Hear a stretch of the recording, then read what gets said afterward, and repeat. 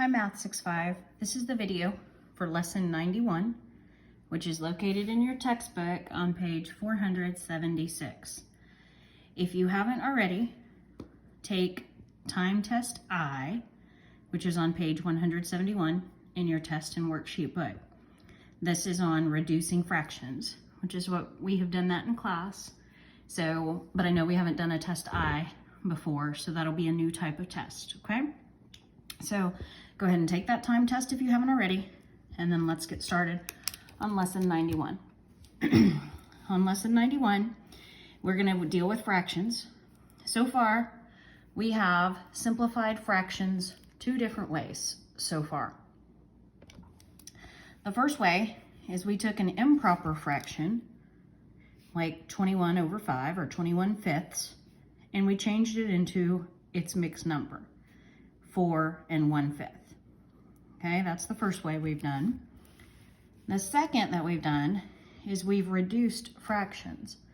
So we've taken 16 over 20 and we've divided both the numerator and the denominator by their greatest common factor of 4. And 16 divided by 4, we get 4. 20 divided by 4, we get 5. So 4 fifths is the lowest terms for both the numerator and the denominator. So that is what we have done so far. Oh, sorry, that wasn't on the screen. Totally. Let me look at that. So now we're going to combine the two. Sometimes you have to do both. Okay? So let's look at an example of that. If we have the mixed number 2 and 9/6, we look at the 2 as a whole number, that's fine, but the 9/6 is an improper fraction. So our 2 is not going to change, so we're going to rewrite our 2, okay? And then we're going to add what the mixed number, we're going to take this improper fraction here, 9/6, and turn that into a mixed number. And when we do that, we get 1 and 3/6. Okay, so it's like we're taking our whole number 2 and we're adding this piece to it, which will give us 3 and 3/6. Now I look at it and realize 3/6, the fraction piece for this mixed number, is not in its lowest term for numerator and denominator. I can divide each of those by 3, so I'm going to do that. And I will get 1/2 when I do that. 3 divided by 3 is 1, 6 divided by 3 is 2. Also, you could know that because any fraction where the numerator is half of the denominator, it's equal to 1/2. So 3 is half of 6, so that fraction 3/6 is equal to 1/2. So my answer would be 3, my whole number, and 1/2. Okay? Let's do another example. In this example, I have an improper fraction, 14/6. It's hard to say, 14 over 6, much easier to say for me. So I'm going to turn that into a mixed number.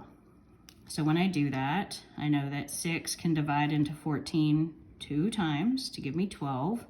14 minus 12 is a remainder of 2 out of my denominator of 6. Okay, so I turned that into the mixed number. We've been doing those on our test H's for a while, so that's why I didn't go through the whole process. But when I look at this, my whole number's fine, but my fraction piece of my mixed number can be reduced, so I need to do that.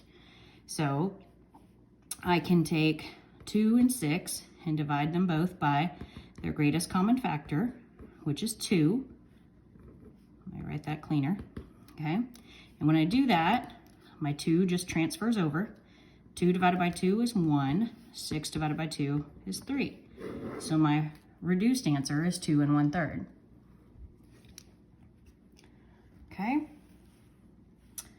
let's look at an addition problem where we are going to have to add and then simplify our fractions. We always simplify our fractions to the lowest terms for numerator and denominator, unless we're told not to in the instructions. Okay, so when I add my fractions, I look at my denominators first. They are the same. So I just copy that straight down. My denominator is going to be 4. Now my numerators I can add. 3 plus 3 is 6. And I can add my whole numbers. 2 plus 4 is 6. So I have 6 and 6/4. But 6/4 is an improper fraction. So I have to change that to, a mixed number. So I'm going to just copy my 6 straight over, and then I've got to see what my mixed number for 6/4 is going to be. So I change that to 1 and 2/4. Okay, but I look at 2/4 and know that that can be reduced to 1/2. So it would be 1 and 1/2, because I took the 2/4, divided the numerator by 2 to get 1, the denominator by 2 to get 2. So 6 plus 1 and 1/2 is 7 and 1/2. And that is your final answer. If you answer 6 and 6/4, it's not it's technically right, but that's not what your problem is asking you to do, and that's not how we handle fractions. So it's not actually the right answer and wouldn't necessarily be marked right, because that's not how we handle fractions. If we have an improper fraction, we change it to a mixed number. And we always try to bring our mixed number fractions, or any fraction, to its lowest terms unless told otherwise in the instructions. Okay, so let's look at our practice problems together. All right, let's look at, they are located on page 478. And I wanted to particularly look at, let me make sure I've got it good on the screen for you, letter L, okay? All of A through K are things we have done. You're gonna simplify each of these fractions or mixed numbers to put them in their lowest terms, or if it's a improper fraction, to put it in a mixed number in its lowest terms. So 2 steps. Change it to a mixed number, like for example A. Change it to a mixed number, and then make sure it's in its lowest terms. So you're gonna do that for those guys. And then I through K is just addition or multiplication of fractions, making sure that you reduce your answer, or if it is a mixed number, if it needs to be a mixed number, make it into a mixed number with the lowest terms in the numerator and the denominator. But L is the one I wanted to talk about. I wanted to kind of walk you through it. I'm not going to work it with you, but I wanted to kind of walk you through it. So each side of this square is 5/8 inches long. What is the perimeter of the square? Show your work. So what I wanted to remind you is what you already know about squares.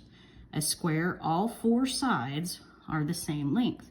So if this side is 5/8 inch, this one, and this one, each are 5/8 inch also. I wanted to remind you about perimeter. When we do perimeter, it's when we walk around the object, okay? So in this case, if I was to start at this corner and walk 5/8 inch plus 5/8 inch plus 5/8 inch plus 5/8 inch, that would tell me the perimeter. Okay, so you'll do the practice problems on this lesson, and there'll be a video for lesson 92 coming soon.